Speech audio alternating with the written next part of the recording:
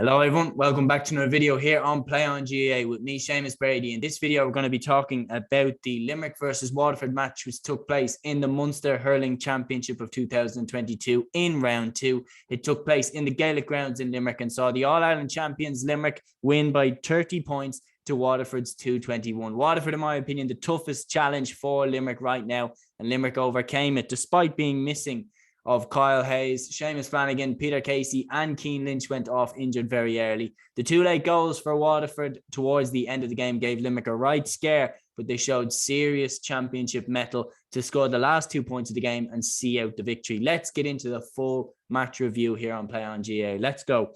Right at the start, the Daisha looked pretty sharp. 3 points to 0 up after 6 minutes. Limerick fought back. Cathal O'Neill hit a very important point because he had just come on for the injured Cian Lynch. That made it 3-2, but Waterford hit 5 of the next 6 points. Callum Lyons hit his third point to make it 8 points to 3, but Limerick responded to that with 7 points out of the next 9. Aaron Gillan caught a wonderful pass across to him and leveled the game up at 10 points apiece. A Hegarty Beauty levelled it again from the sideline at 11 points apiece, and an Aaron Gillan corker saw Limerick go in at half-time ahead 14-13. Early in the second half, Desi Hutchinson levelled off his left-hand side to make it 17 points apiece, and then Tom Barron was turned over for an Aaron Gillan point. I'm just going through what are really the highlight points of the game. Tom Morrissey hit a classy point off his left-hand side to make it 23 points to 21. Aaron Gillan showed his class to make it 25 to 21. Darragh O'Donovan hit back-to-back points, and now it was 27-21. Limerick added one more before Waterford blitzed Limerick for 2 goals. First of all, brilliant graft, brilliant hard work by Michael Kiley. Won a free. Stephen Bennett buried it in the back of the net. Then straight after, Jack Prendergast got a goal after Stephen Bennett fired it back across from the wing into the middle to the onrushing Calum Lyons. Lyons hand passed it into the path of Jack Prendergast, goal number 2. And just like that, Waterford were right back in the game. But Limerick showed their championship mettle here, as I mentioned at the beginning. They hit the last 2 points of the game. The first one by Dermot Burns, his 6th of the game. He is in wonderful form. He is cruising towards an all-star right now because he was sensational against Cork and sensational again. When does a halfback ever hit 6 points in a game? And then Neil Montgomery was turned over towards the end, and Pat Ryan hit the final point of the game. There was a late goal mouth scramble, potential third goal for Waterford. It didn't come about. Nicky Quaid runs out with the ball, and Limerick get the victory by 30 points to 2 goals and 21. So what can we really take from this game?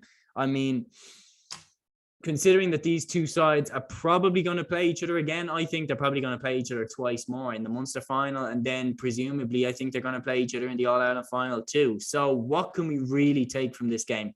I think Waterford are definitely a momentum team. I mean, once they got their first goal, they very quickly got their second one, as we can see. I think it's really hard to know. I think Limerick just are the best. Waterford are the ones that can compete with them the most. I think it was an interesting point that Donald Cusack made on the Sunday game where he talked about the press and how Limerick gets so many bodies around the ball. Like Rod Hegarty and Tom Morrissey have been dropping deep, especially this season. They've been doing it more often, dropping deep right into the heart of their defence and really helping out and swarming the ball carrier whenever they have the ball. Limerick do that better than any other team. Waterford are right up there with them though. Waterford were getting bodies in there. They've added to their physicality, with Calum Lyons going into midfield. He looked like he was able to compete with the likes of Darragh O'Donovan and Will O'Donoghue. I was hoping a little bit more that Cormac Daly could be that man to step up. He had a poor game in the first game against Tipperary, and he wasn't really given a chance in this one to really step to Will O'Donoghue and Darragh O'Donovan. I still think if he can hit form, he can be key. Darragh Lyons and Calum Lyons is a very good midfield pairing though. Austin Gleeson didn't have his best of games. I think if he comes really right into it, I think he could be genuinely a match winner for them. Jamie Barron as well. I mean, in the semi-final last year, as I mentioned, his pace in the forward line, his pace really gave trouble to Dan Morrissey. So I think it all depends on who Limerick put at fullback. If Limerick put Dan Morrissey back at fullback, I think Jamie Barron could cause him some problems. I think Mike Casey is a little bit more mobile than Morrissey. So, I mean, it's interesting to see. Definitely, I think Waterford have the tools to beat Limerick. I really think they do.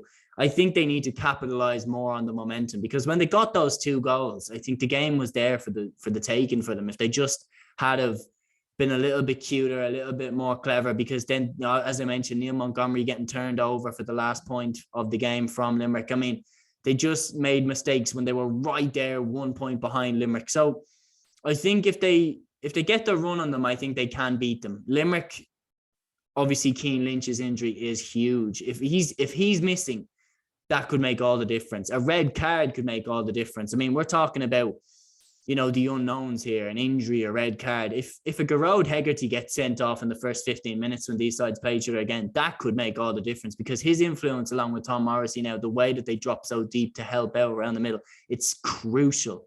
But yeah, this is definitely, it's like they didn't want to show each other too much either. They know they're going to be playing each other later down the line. So look, Waterford won't be too disheartened by this. I still think they'll be in the top 2 and in the Munster final. I think Clare actually are the most likely to knock them off their perch. I'm going to be talking about the Clare-Tipperary game in another video here on Play on GAA. Make sure you check that out. But I think the Clare-Waterford game could really decide who plays Limerick in the Munster final. But yeah, that's how this round 2 match went in the Munster Championship of 2022. Limerick winning by 30 points to 221. Their championship winning streak continues. They're unbeaten in the All-Ireland Hurling Championship now since 2019's All-Ireland semi-final against Kilkenny. Remarkable record, and so long it will continue, depending on the form of Waterford, in my opinion, or Clare maybe potentially on a given day could beat them. That's my review of the match here on Play on GAA. Make sure you check out all the content here on Play on GAA. Please like and subscribe. It really helps us out. And until next one, guys, take care.